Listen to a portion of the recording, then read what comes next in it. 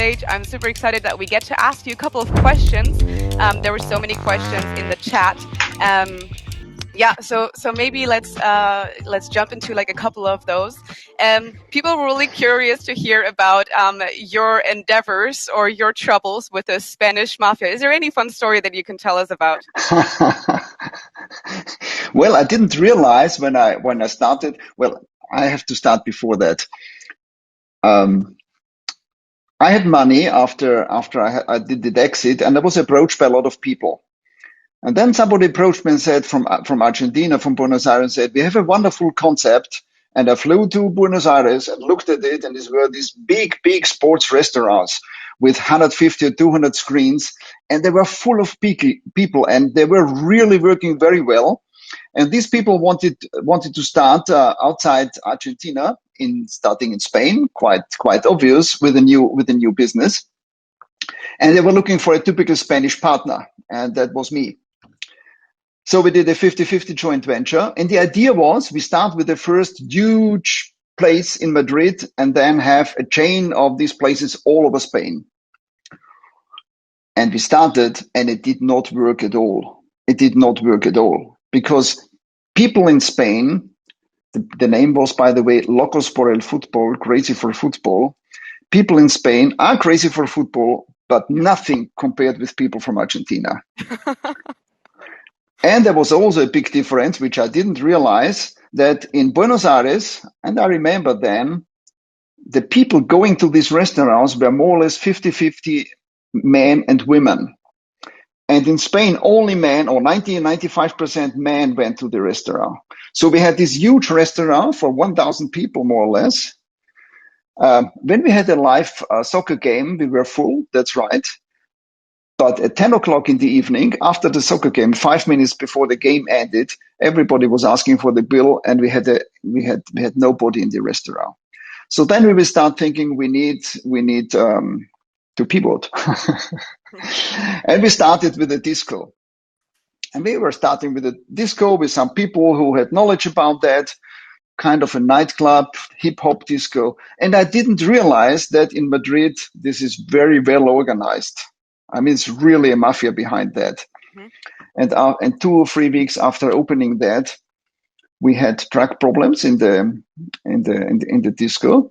And somebody went to my managing director and told him, hey, we found these 3 people taking drugs there. You know that they could have real troubles with police and everything if they come here and find it out. But yeah, we can protect you, no? You pay us 2,000 or 3,000 euros a night, and then you won't have any problem. Okay. And I said, no way, I'm not going to do that. Well, the drug problems became bigger and bigger. And I really, for some days, was by the way, going with bodyguards. That was an interesting experience. Then I found a solution. There was a very well-known English rugby player, professional rugby player, who had to give up his career and started a flying disco in Madrid. Every Thursday, Friday, Saturday in a different place. And I talked to this guy, and he did, instead of a flying disco, he was moving to our place, and we did a 50-50 revenue share, and everything went out well. And then the first day when they were there, he and his 25 rugby friends were standing there, and the problem was solved, you know. Okay. and then I was accepted in Madrid night mafia. The problem for me was, you know, disco in Madrid starts, you won't believe it, at 3 o'clock in the night. Yeah. I could not go very often there because at 3 o'clock in the night, I'm half dead, you know. So if you go there at 1:30 in the night, nobody's there. It's even not open sometimes. Well, they open at 1 o'clock, but at 3 o'clock, the live starts. But when I was there, it was really nice, yeah. Awesome. So no more bodyguards needed after that. No, that's right. Nice, cool. Maybe to be able to pick your brain a little bit more on your activities as a business angel. What does a typical day in your life look like nowadays? Can you run us a little bit through your routine? Well, nowadays it's different because we have COVID times. Last year, I had 88 board meetings where I attended board meetings. This year, maybe a little bit less, maybe 75 or 80, but I do all of them from home. I mean, nobody goes out there and does a board meeting.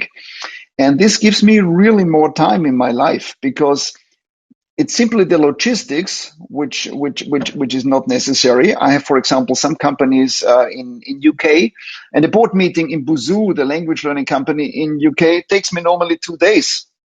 Now it's 4 hours. And that's a big difference. I mean, it's not the same having always the Zoom board meeting compared to a physical one. And I really would love to see these people from at least once or twice a year.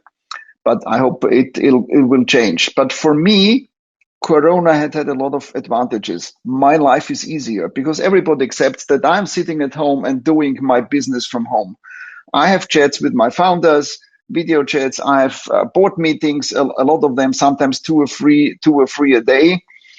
And my life is also a little bit better since I stopped investing in new ventures beginning of 2017, because it's mainly in the first 12 to 18 months where I really have to dedicate a lot of time to new investments in order to really understand what's happening there, how are the founder working together, what's about the product, what's the potential exit channel, when is the next funding around to raise, and things like that. Now I have a more mature portfolio. On the other hand, I mean, most of the companies are doing very well, but if in a mature company has troubles, then it's always big troubles. Mm-hmm. Can you maybe tell us a little bit about so one thing that you really stressed in your talk just 20 minutes ago was the importance of a team, and you compared it to the three golden rules in real estate are location, location, location, whereas in angel investing for you it's team, team, team. And can you maybe share some of the learnings or some of the stories of like what was the biggest trouble that you had to resolve in like team dynamics where there was some trouble happening or things not working out? Well, I mean, a very simple question sometimes. For example, if you have three founders and one of the founders, his only goal and his main goal is to go for a quick exit in 2 or 3 years. He wants to have a little bit of money and then enjoy life. And the other founders want to build a really cool, sustainable company. Then for sure you will have a problem among the three. Mm. And I had these twice or three times. That's one thing. The other thing is, and I had it also once, that as I mentioned in my talk before, I mean, startup life is 24/7, and people who are young people that are still not fully developed their personality, they develop their personality much quicker working in a startup. That means that differences you also see much quicker, and it can well be that a silent guy, number two in the company, after 1 year is maybe a stronger personality and has better thinking and a better vision than what I thought is the number one person. And if they find it out and nobody helps, it's a founder clash. There's no way to avoid that. If I see this coming, I can try to really communicate very open what I see and try to find solutions that we can change a little bit responsibility slowly and things like that. So So how much do you get involved at this stage? Do you give your advice, or do you not get involved in all? Are you a mediator, or do you recommend an external coach that they can work with? no, in early stage I do it myself. I talk to the people, I know them, I like them because I only invest in people I like. And when I see that they have troubles talking to each other, I try to find out why, what is the reason, and then coming to the point and try to avoid that point. Mm-hmm. And how do you exactly evaluate a team? So you mentioned earlier that you're looking for ideally like a team size between 2 and 4, and for there to be a strong leader and for them to have different skills. What is it something on the personal side that you're looking at? Because you also mentioned that you would not invest into a team that you wouldn't get along with. What exactly does that mean? What characteristics are you looking for? Well, I mean, open communication is very important for me. So if I ask a question, I want a clear answer always. I hate if somebody is just talking around and not giving a real answer.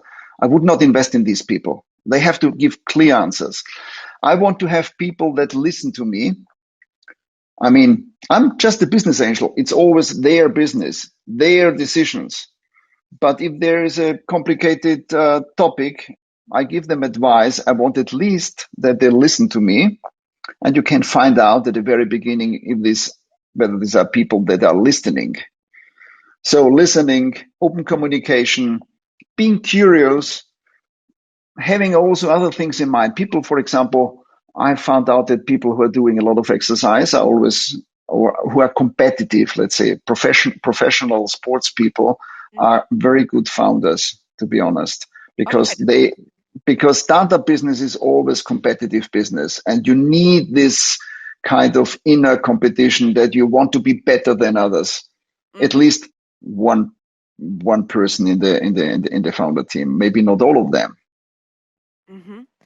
And when we look at a little bit more of what happens before you invest. So one of the questions that came up during the last talk and is also now in the chat is how do you source deals? Is that nowadays very much inbound, or how do you go about finding the companies that you want to invest into? Well, nowadays, as I mentioned in my talk, I'm not investing, and that's a very important message that I have to say to the audience. Please do not send me business plans. I'm not investing nowadays. But when I invested, I mean, the deal flow came mainly to me. In Austria, I'm very well known, and I would say 95% of all projects in Austria come to my desk at some stage, and 30% of German and other deals. I also was attending very often events. I was shareholder and business angel in Pioneers, the big festival which we had for several years in Austria, and there had a great deal flow because these people were inviting 2,000-3,000 founders every year. So I saw the companies, I saw and I could I saw what they prepared before, and I could decide which people I want to say when the festival takes place, and which people I want to see. And that was a great help for me. Mm-hmm. If you could give advice to people that are just want to get started on angel investing and maybe let's say they have less than 100K capital available, what's the first step? How would you advise for them to get started? Who has 100K available? The business angel or the company? An individual that wants to get started on angel investing with, let's say, 100K capital. How would you advise them to get started? Well, I mean, in Austria, it would be easy. I would recommend him to go to the Austrian Angel Investors Association, where we really teach virgin angels, like we call them, how to do that. I would not recommend an angel investor just to put in 200,000 or 300,000 euros because he's totally convinced by a pitch. You know, my rule is normally from 100 companies I see, 5 are investable.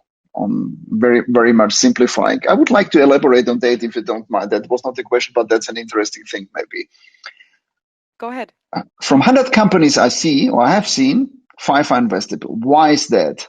Are there so few good ideas? No, there are many good ideas. Let's assume 50 are really good ideas and problems that are worth to be solved and could be the basis for a startup. But on average, it's only 10% where the founder team is the right one.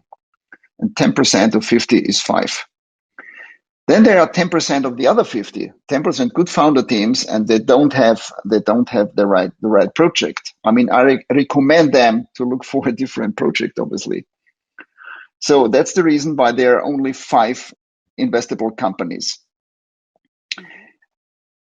And coming back to the business angel question. So try to do co-investments with other experienced business angels at the beginning. Put in 20, 40, 50,000 euros. I mean, not all business angels like co-investors. I did not. By the way, I did my first early stage rounds always alone because it's so complicated to deal with to find the right harmony and the right communication with the founders. An additional co-investor makes it more difficult in my experience. But there are angel groups investing together, and there you can learn as an angel how to do it. And then one day after 4, 5, 6, 7 angel investments, you can do your own angel investments. As an angel, you should have at least 10 investments, better more. Why? I mean, it's easy. If you have 3 or 4 and the 3 or 4 fail, then you think, oh, angel investment, you will never earn money with that. If you have 10, the likelihood that 1 or 2 companies are among the 10 that are good and give you back your money, or even more than that, is much, much higher. And how patient should you be? Very, very patient. Very patient. My experience is that it takes 10 years on For the average. first one, for the first investment to pay off? Yeah, 10 years. I mean, business angels sometimes can go out earlier. When we see it as a Series B or Series C, they do secondaries, and business angel can go out if they want. It's not my intention to go out earlier. I want to stay until they find a land. Mm-hmm. I mean, I'm invested, for example, in Busuu, the language learning company that was founded 2008. That's a great company doing extremely well. They are based in London. They are 12 years old. I mean, we could have sold it, but I mean, it's still a company with huge potential. Other companies, 7, 8, 9 years. I was lucky when I invested in Rantastic because Rantastic was sold after, well, 5 or 6 years, more or less. But I mean, Rantastic was a special case. You know, in Rantastic, I was the only person who put in money. They didn't need any investor. They were profitable more or less from year one and financed the growth with their own cash flow. But today, that would not be possible. That was possible 8, 9 years ago. Mm-hmm. There's one question from Thomas in the chat. Thomas is asking, how open are business angels in general to work with older or more senior founders, so 50 plus? Well, I do not. I mean, you know, I will be 70 next year. I prefer to be together with young people. That makes me feel much younger. That's one reason. The other reason, the, the other reason, what did I want to say? Yeah, the other reason is that founders between 25 and 30 sometimes still live at home with their parents.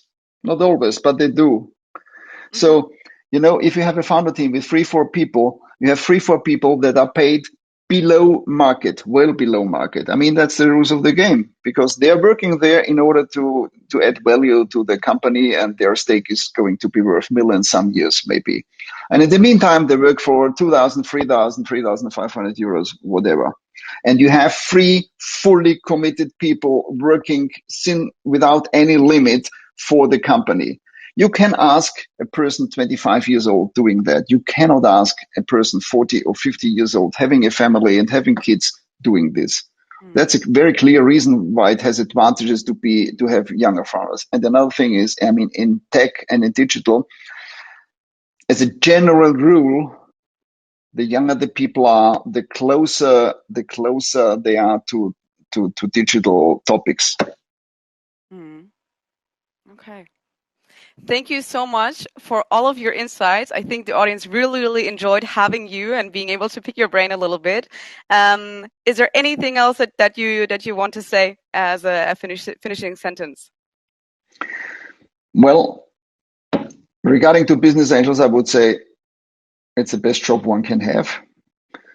If you have time available and money available, and if you are patient, and if you are very experienced professionally, then it's a wonderful job because there's nothing better in the world than working together with young, talented people. Thank you for your inspiration today, Hansi. Stick around at the Project A Knowledge Conference and hopefully see you soon. Thank you very much, Charlotte. Thank you, everybody. Bye-bye.